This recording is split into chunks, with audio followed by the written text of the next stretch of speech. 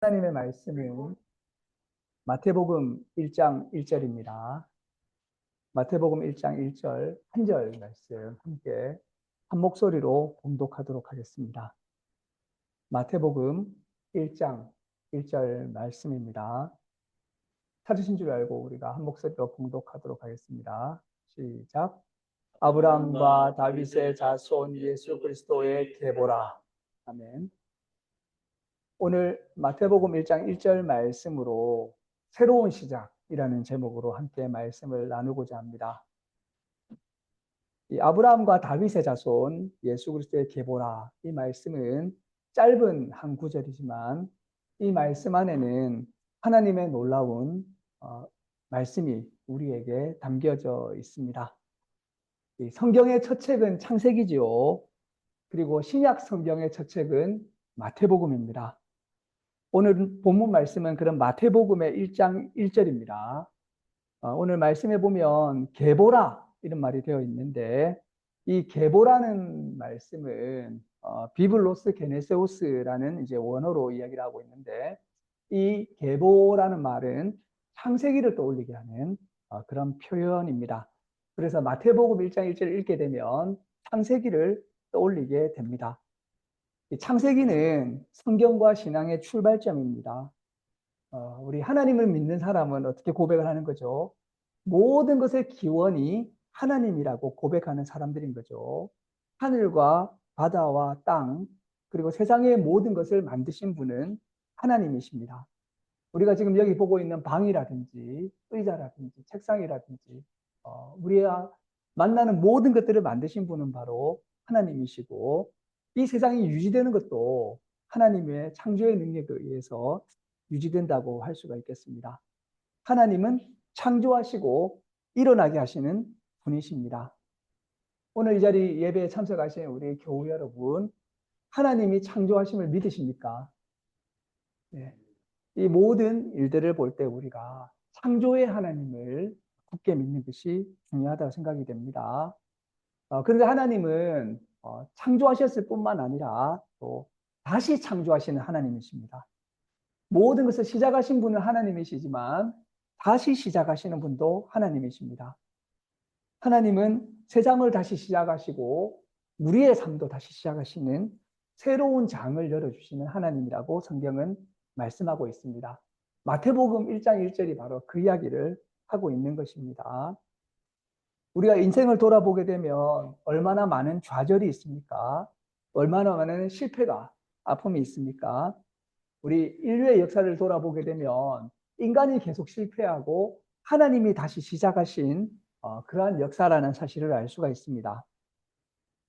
아담 이후에 사람들이 타락해서 반복한 타락 가운데 살았지만 하나님은 그들을 멸하시고 노아를 통해서 다시 시작하셨습니다.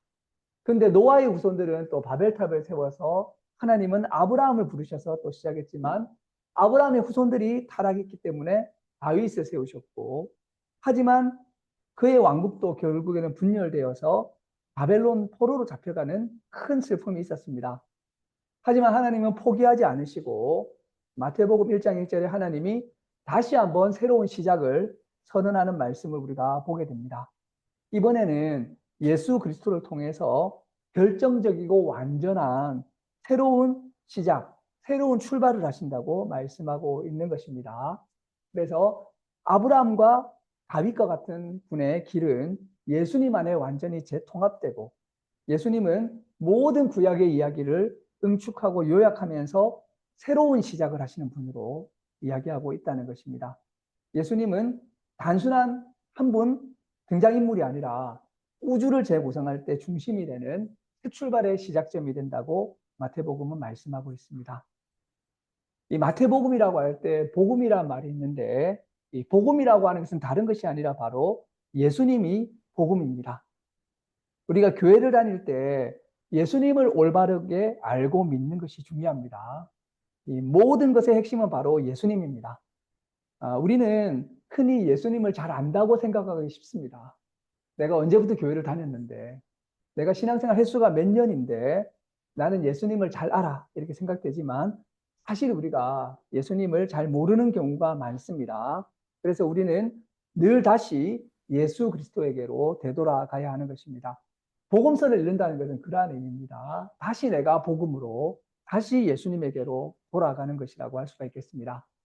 그런데 마태복음 1장 1절은 예수님을 그리스도라고 부르고 있습니다.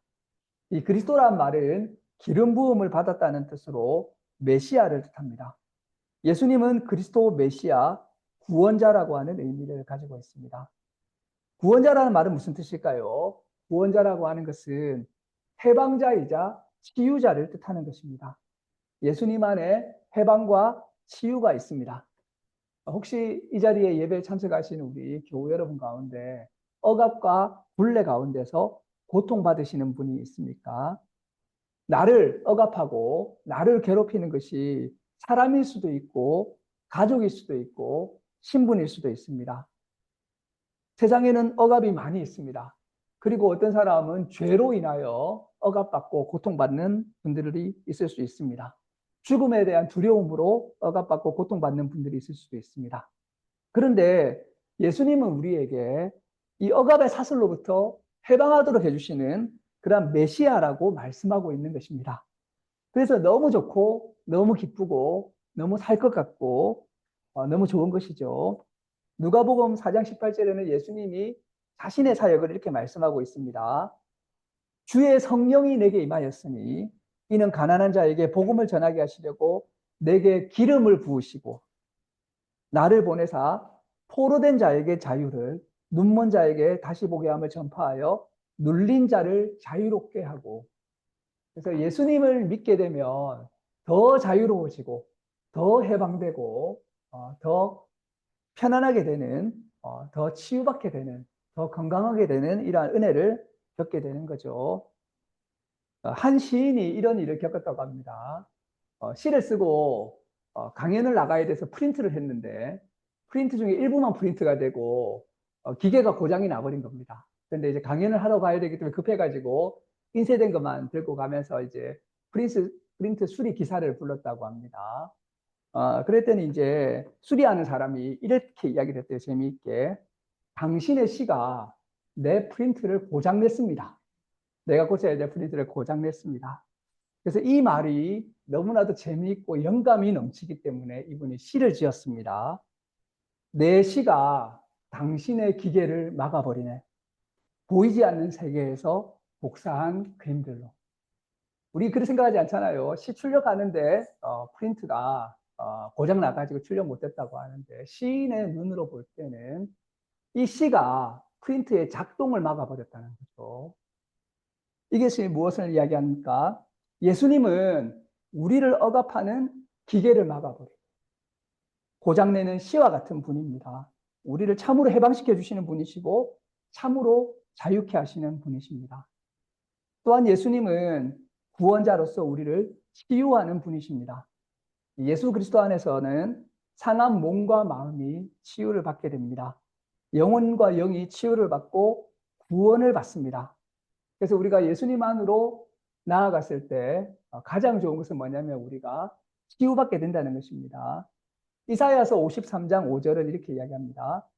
그가 찔림은 우리의 허물 때문이요 그가 상함은 우리의 죄악 때문이라.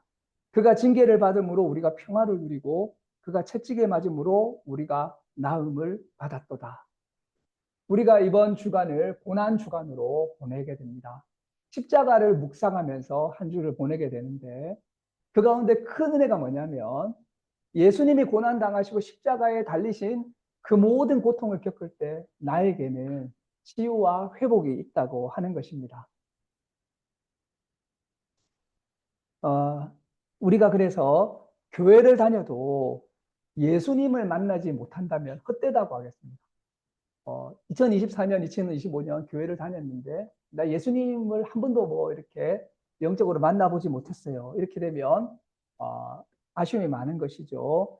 우리는 늘 예수님을 만나고 특히 그리스도 메시아 예수님을 만나고 그분 안에서 구원받고 해방되고 치유받는 삶의 이야기가 우리 가운데 넘쳐나야 될 것입니다.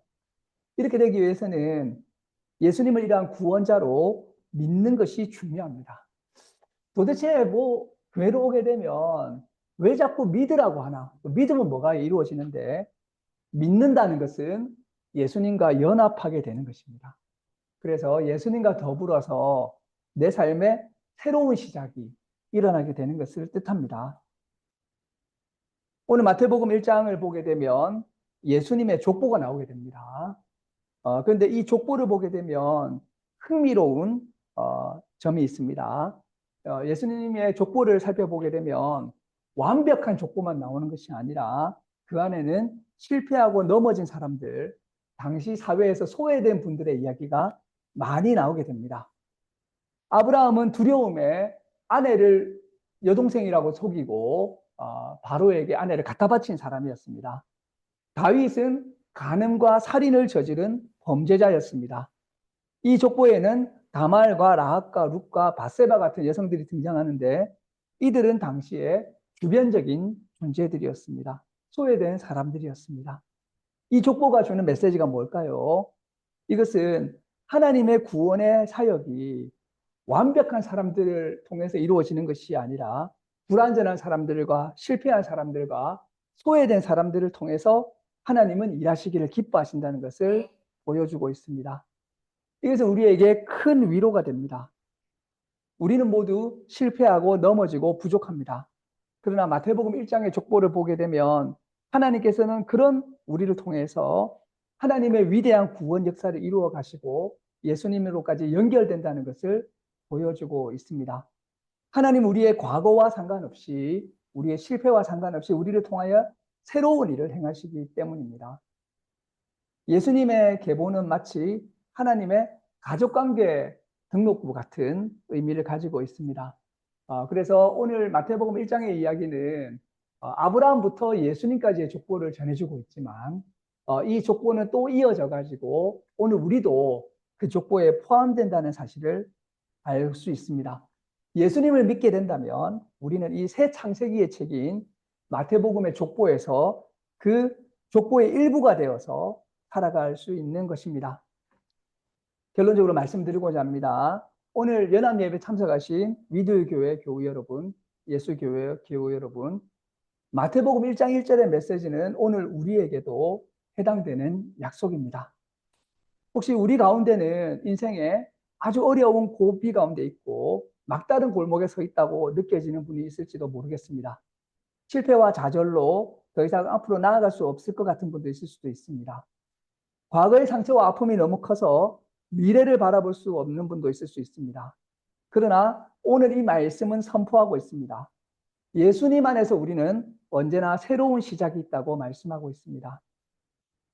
오늘 이 시간 여러분 가운데는 어떤 새로운 시작이 필요하십니까?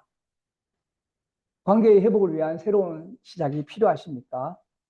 직장인의 사업에서 혹시 새로운 시작이 필요하십니까? 새로운 시작은 결코 쉽지 않지만 예수 그리스도와 함께라면 늘 새롭게 시작할 수 있습니다. 마태복음 1장 1절이 우리에게 말씀하시는 것은 바로 예수님이 새로운 시작이라는 것을 말씀하고 있습니다. 오늘 이 말씀을 우리가 만남으로 말미암아서 우리 삶에도 새로운 시작이 일어나시기를 주님의 이름으로 축원합니다. 기도하시겠습니다. 하나님 감사합니다. 마태복음 1장 1절을 통해서 우리에게 새로운 시작의 메시지를 주셔서 감사드립니다. 예수님을 통해서 이루신 구원의 역사가 오늘 우리 한 사람 한 사람 안에도 새롭게 임하게 해주셔서 새 창조의 하나님을 새롭게 만나게 해주시고 예수님 안에서 경험하게 되는 구원과 해방과 치유를 알게 해주시고 또 예수님을 믿음으로 말미암아서 그리스도 안에서 새로운 사람으로 살아가서 하나님의 이야기에 편입되는 그러한 새로운 삶을 살 수 있도록 인도해 주시기를 간절히 기도드립니다. 감사드리며 이 모든 말씀 예수님의 이름으로 기도드립니다. 아멘.